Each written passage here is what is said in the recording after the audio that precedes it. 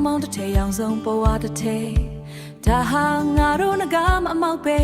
ရှေးကငကားမတကောင်ရှိခဲ့တယ်ပအိုးလူမျိုးမွေးဖွားခဲ့တဲ့မိသူဥခေါင်းအမောက်ကိုငါတို့ဆက်ခံခဲ့တယ်ရောင်စုံပေါ်ဝါနဲ့ခေါင်းပေါင်းပေါင်းလိုက်ရင်ငကားရဲ့မျက်လုံးဝပြန်လဲနိုးထလာတယ်အနက်ရှောင်ဝစ်စုံနဲ့ဆန့်ကျင်တဲ့ရောင်စုံတောင်းတန်းလေပြေနဲ့လွင်လူနေတယ်ရွှေရောင်စံထိုးထိုးထားရင်ငကားမျက်လုံးလောဝတောက်ပါလာတယ်ဒါ fashion မဟုတ်ဘူး